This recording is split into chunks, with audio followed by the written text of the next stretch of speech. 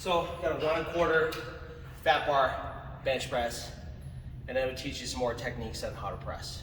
A couple things I want to go over with you with the fat bar. Number one, this is a really big diameter fat bar. The nice thing about fat bar is you're gonna move through less range of motion. As a result of it, it works really well for people that have shoulder pain. It's really good for learning the bar path as it has a weird center of gravity. Finding your grip on here is a little bit different. What happens is you're gonna literally kind of have your elbows turned like this. So you still want to focus, you kind of grab the bar like this, so you still really have to focus on turning the elbows in.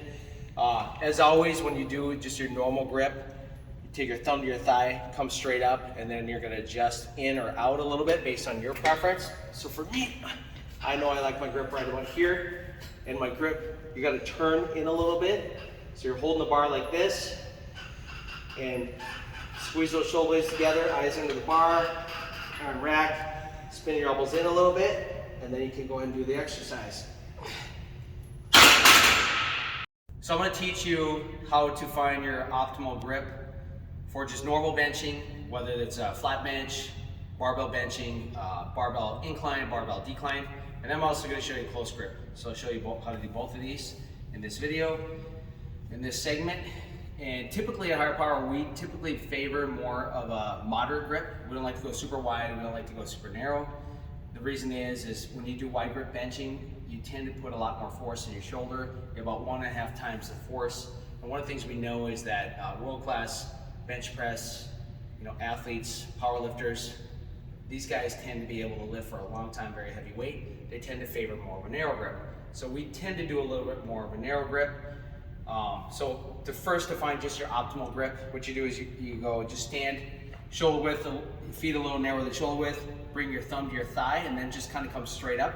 That's going to be about right for most people. Now you can come in a little bit narrower, you can come out a little bit wider, but this is going to be here, and then we'll adjust it from there. It'll be for your classic grip. So now I'm going to go ahead and lie down, and we'll show you from a different angle. So now here's about my width from my thighs. I'm just going to go ahead and go down.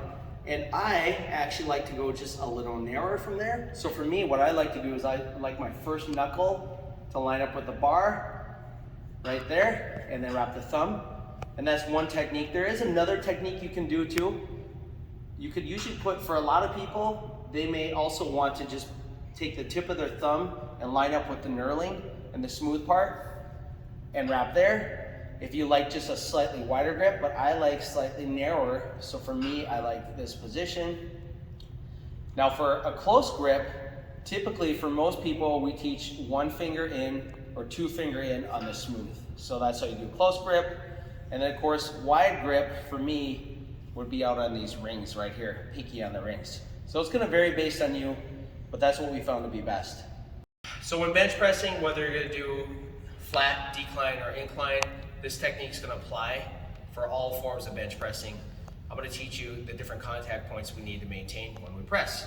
So first off is we're going to sit down on the bench and we're going to lie back. And what you want to do is you want to get your eyes underneath the bar. That's the first thing. So I'm going to get the eyes right underneath the bar.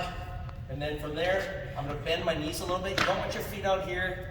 You don't want to be super bent where you're on your toes, although a lot of powerlifters will do it. We want our feet firmly on the ground, but we do want a little bit of knee bend. So right there, I have a pretty good knee bend. So that's a good position for me. That's gonna give me more solid base of support to press off of.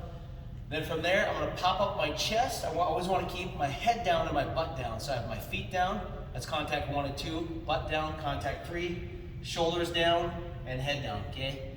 Now, next thing I'm gonna do is I'm gonna squeeze my shoulder blades together, really, really tight. That's really important that you always keep your shoulder blades anchored. So squeeze together, I'm gonna get my grip, and then from here, I'm gonna press up the bar. If you have a spotter, it's always good to have a spotter on the bench, not only in case you get stuck, but it does save your shoulders. If you're always unracking on your own, it's a little bit harder on your shoulders over time. So first thing I'm gonna do is I'm gonna press up, straight, bring the bar straight forwards. I'm gonna turn my elbows in a little bit, and then I'm slowly gonna come down either to the chest, or the biggest thing is range of motion. We always want a pain-free range of motion. Ideally, we're coming down to that chest, but if you're having a lot of pain, then you should use a range of motion that would be different for you. Maybe you would put a towel on your chest, or board, or you would just simply stop. We want maximum pain-free range of motion. And another thing too, as far as with this grip, I always want, when I press, you don't want your elbows flaring out with any type of grip, okay? Whether you're super wide or narrow, you always want your elbows turned in a little bit. As you press, your elbows are turned in as opposed to being up here. If your elbows come above your 90 degrees, you're gonna have a lot of pain in your shoulder. You're gonna create shoulder problems in your shoulder.